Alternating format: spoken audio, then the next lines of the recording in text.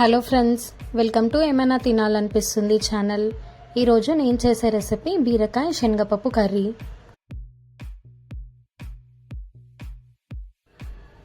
ఇది చేయడానికి ముందుగా శనగపప్పుని తీసుకొని అందులోకి వాటర్ పోసుకొని ఒకసారి వాష్ చేసుకోవాలి.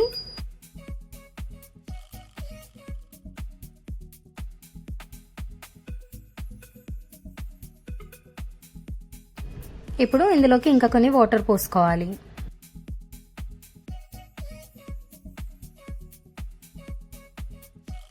ప్రెషర్ కుక్కర్ తీసుకొని ఇందులోకి మనం ముందుగా వాష్ చేసుకొని పెట్టుకున్న శనగపప్పుని వేసుకోవాలి.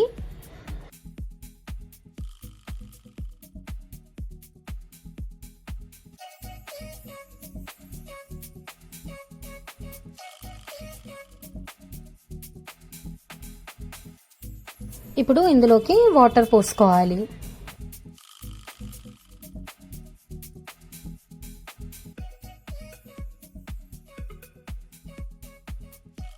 ఇప్పుడు స్టవ్ పైన పెట్టుకుని 5 విజిల్స్ వచ్చేంత వరకు ఉడికించుకొని తీసుకోవాలి.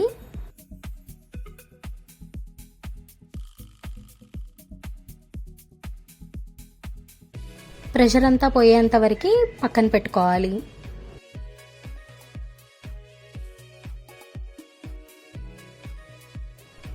చూడండి, ఈ విధంగా చేయితో అంటే మెత్తగా అయ్యేంత వరకు ఉడికించుకోవాలి.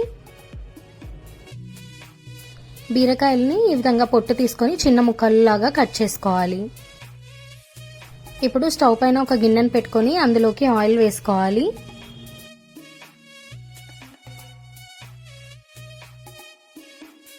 ఆయిల్ వేడైన తర్వాత ఇందులోకి ఆవాలు, జీలకర్ర వేసుకోవాలి.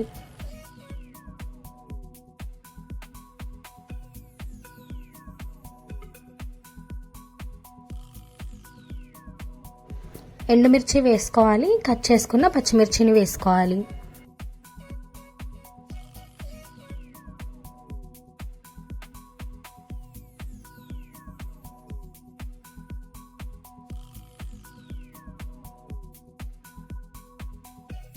పచ్చిమిర్చి ఇట్లా వేగిన తర్వాత ఇందులోకి దంచుకున్న ఎల్లిపాయల్ని వేసుకోవాలి.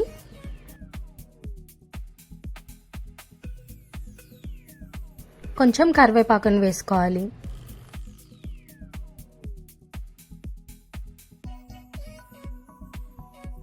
ఇందులోకి కొంచెం పసుపు వేసుకోవాలి. ఇట్లా మొత్తం అంతా వేగిన తర్వాత ముందుగా పొట్టు తీసుకొని కట్ చేసుకున్న బీరకాయ ముక్కలు వేసుకొని కలుపుకోవాలి.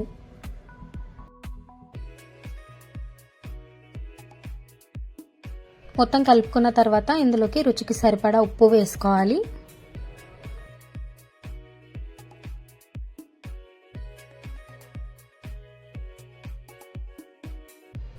ఇందులోకి కారం వేసుకోవాలి. ముందుగా పచ్చిమిర్చి వేసాం కదా, కారం చూసుకొని వేసుకోండి.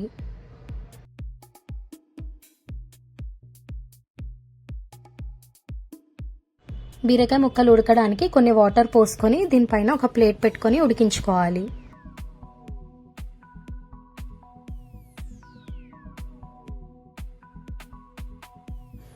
$4 to 5 minutes తర్వాత ప్లేట్ తీసి మొత్తం అంతా ఒకసారి కలుపుకోవాలి.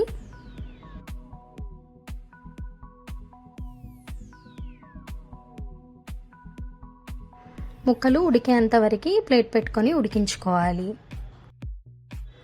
ఇట్లా గరిటెతో అంటే కట్ అయ్యేంత వరకు ఉడికించుకోవాలి.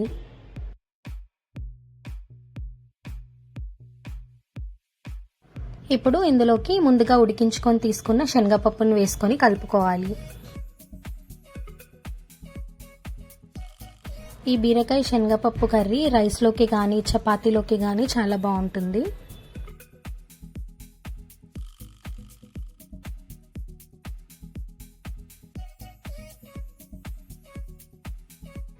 ఫైనల్గా కొత్తిమీర వేసుకొని సర్వ్ చేసుకుంటే ఎంతో టేస్టీగా ఉండే బీరకాయ శనగపప్పు కర్రీ రెడీ అయిపోతుంది.